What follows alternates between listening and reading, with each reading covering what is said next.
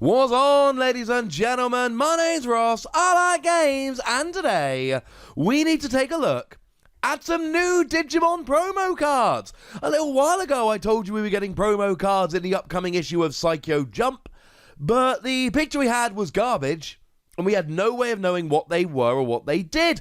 Now that's a lie, we could see that they were Agumon and Greymon, but we couldn't tell any more than that. Well, great news! Now we can. And this might shock you to your very core to find this out, but our translations here come from the lovely Jason Snowjacks over on the Facebook group. A lovely dude who helps us out really rather a lot. So let's start off with Agumon. I don't have a favourite Digimon at the moment, but maybe Agumon can become it. What we have here is a free cost to play normally, 0 cost to evolve, 2000 power, level 3 Digimon. I have done a complete learn to play with everything you need to know. I will of course link it in the description. So, the question here is, how does this stack up to the other two Agumon that we've currently seen? Now, the Agumon in the starter set has exactly the same stats. Free to play normally, 0 to evolve, 2000 power. Whereas the Agumon coming out in the promo pack goes up to 3000 power, so it's got an extra 1000. But it is a 5 cost to play normally, 0 cost to evolve. Okay, so I suppose when we put it side by side with a starter deck one at least, we really need to know what the skill does. Well, it is an inheritable skill, and remember, we learned when we got the full rulebook, inheritable skills work only after you've evolved. The Digimon that actually physically has the skill printed on the card doesn't get to use it, but any Digimon you evolve into does. And according to the lovely Jason Snowjacks, on your turn, if this Digimon's name contains Greymon, this Digimon gains 2000 power. Oh. Yeah, that's pretty good. If you evolve up in the Greymon line, you get an extra 2000 power. Now remember the rules in Digimon in terms of evolving. You can evolve into any other Digimon that is the same colour and the next level. So you could evolve it into Greymon, who is a level 4 red Digimon. That would be alright. But you could also evolve into Birdramon, for instance. And then you would not get this bonus. So it really is kind of simple.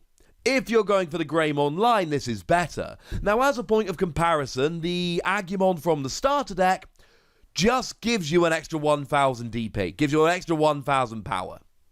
Clearly, if you're evolving up into Greymon, then this promo is just better, because you get an extra 2000 power rather than 1000 power.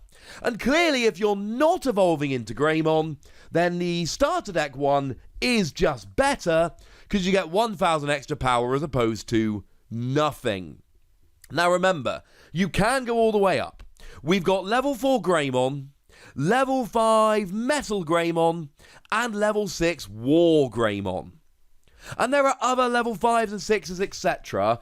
But the deal essentially is, if you go up through Greymon, Metal Greymon, War Greymon, you want this Agumon.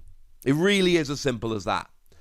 If any part of your evolution line doesn't have Greymon in the name, you are potentially running a risk of not actually getting the extra boost there, and that's a little bit of a pain. If you've got level 4 Greymon, level 5 something else, level 6 War Greymon, then you'll mostly get the plus 2000 power, but there'll be that level 5 Digimon that isn't getting the boost. You have been warned. But I kind of like this, because it makes it very easy to make a decision. If you're going for the Greymon line, this Agumon. If you're not going for the Greymon line, the starter deck Agumon.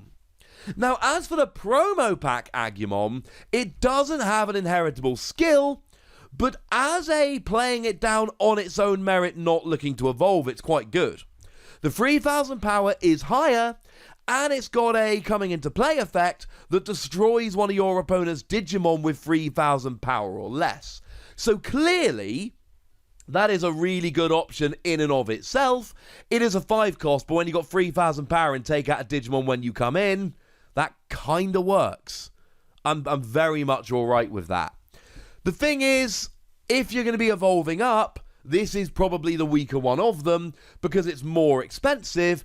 If you evolve, it's not more expensive, but then again, you don't have an inheritable skill. You have been warned.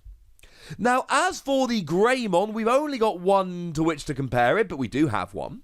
We've got a 5 cost to play normally, 2 cost to evolve, 5,000 power Greymon, which makes it exactly the same as the one from the starter deck, but with an extra 1,000 power.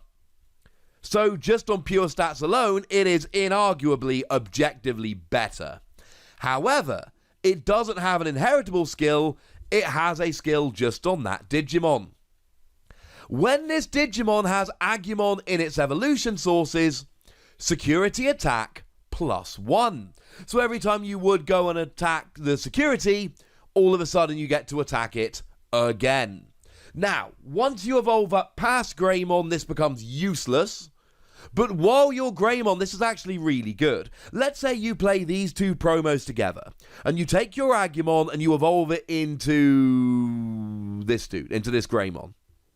All of a sudden, you've got a 7,000 power Digimon with security attack +1. So when you go to attack a security stack, you actually get to attack them again. Yeah, that's kind of ridiculous, ladies and gentlemen. Like, really rather ridiculous. A little bit over the top. I absolutely love this. Now, once you evolve up past it, this Greymon does nothing, though the Agumon still gives you plus 2,000 power. If we compare it to the other Greymon just has security attack +1, but as an inheritable skill. So your level 4 Greymon won't have security attack +1, but your level 5 and your level 6 will get them. So the question really is, do you want the extra 1,000 power and security attack +1 now, when you're Greymon, or do you want the security attack +1 when you're a level 5 or level 6 Digimon? And the answer is, and I'm sorry if this sounds like a cop-out, it really depends. It really is as simple as, while you're still a level 4, this promo is just a better card. Even if you don't have an Agumon from which you've evolved it, though you really should. But as soon as you evolve up into a level 5 or a level 6, you're gonna want the starter deck Greymon. In an ideal situation, of course, what we'd be looking for is playing some of each. Now, remember the rule. You can play 4 of any numbered card. And these two Greymon are different numbers, therefore you can play 4 of each. What we really want is some kind of mechanic that allows us to search out our Greymon, so we've got the right one at the right time. As it stands at the moment, we don't have that mechanic, but please do bear in mind what we've seen so far is the starter decks and 10 promos. We've not seen a huge amount of cards yet. Hopefully when we get into the first expansion, and hopefully as we go far beyond this, we will see more and more cards, and then we'll get to a, hey, you can search whichever Greymon you like. And if we do get to that stage, this is going to be wonderful. I don't want to evolve this Greymon as making a stand by itself. Use the promo. I just need somebody to evolve and go nuts later on. Use the starter deck. We love security attack +1. Clearly, the way you win the game, right, is by taking out all 5 of your opponent's security cards and then attacking to win the game. So clearly, if you can attack more security cards, then you get to win the game faster. So security attack +1 is a good thing. You're attacking 2 security cards rather than 1.